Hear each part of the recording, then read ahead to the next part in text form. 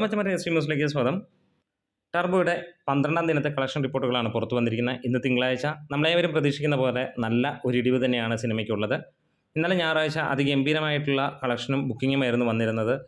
2 കോടിക്ക് മുകളിലാണ് സിനിമയുടെ ഇന്നലത്തെ കളക്ഷൻ വന്നത്. 2.25 കോടിക്ക് മുകളിലാണ് എന്നുള്ളതാണ് ഫൈനൽ റിപ്പോർട്ടുകൾ സൂചിപ്പിക്കുന്നത്. ഇന്ന് 700ഓളം ഷോകൾ ട്രാക്ക് ചെയ്യപ്പെട്ടപ്പോൾ 15% ഒക്യുപ്പൻസിയിൽ ലഭ്യമായിരിക്കുന്നത് 50 ലക്ഷം രൂപയോളമാണ്. അതായത് 75-80 ലക്ഷം രൂപയോളമാണ് ഇതുവരെ ലഭ്യമായിട്ടുള്ളത്. ഒരുപക്ഷെ 1 കോടിയിലേക്ക് സിനിമ ടച്ച് ചെയ്യും എന്നതാണ് പ്രതീക്ഷിക്കുന്നത്. ഇന്നലത്തേക്കാളും 68% ഇടിവാണ്.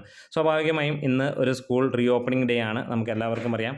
ഒട്ടുമിക്ക എന്നല്ല എല്ലാ ആളുകളും ഈ പറഞ്ഞ പോലെ സ്കൂളുകളിലും അങ്ങനെയുള്ള തിരക്കുകളുമൊക്കെയാണ് എന്നുള്ളത് നമുക്ക് എല്ലാവർക്കും അറിയാവുന്ന കാര്യമാണ്. അതുകൊണ്ട് തന്നെ ഈ പ്രതീക്ഷിച്ച ഒരു ഇടിവ് തന്നെയാണ് സിനിമയ്ക്ക് ഉണ്ടായിരിക്കുന്നത്.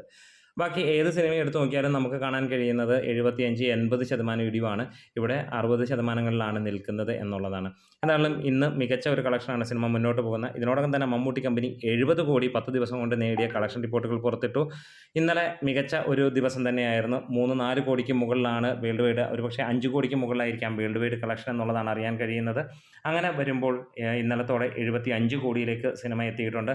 ഇന്നത്തെ കളക്ഷൻ നമുക്ക് പ്രതീക്ഷിക്കാം ഒരു 2.5 കോടി വരെ മാക്സിമം.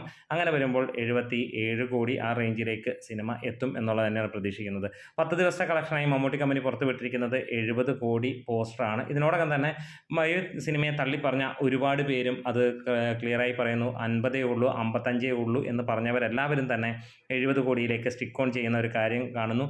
അത് മമ്മൂട്ടി കമ്പനിയെ പേടിച്ചിട്ടുള്ള കാര്യമല്ല. അവർക്ക് മനസ്സിലാവുന്നുണ്ട് കാര്യങ്ങൾ എങ്ങനെയാണ്. അതായത് വലിയ രീതിയിൽ അവർ തന്നെ ഡീഗ്രേഡ് ചെയ്യുകയായിരുന്നു എന്ന് അവർക്ക് മനസ്സിലായതുകൊണ്ട് അവർ അത് തിരുത്തുന്ന ഒരു കാര്യവും കണ്ടു.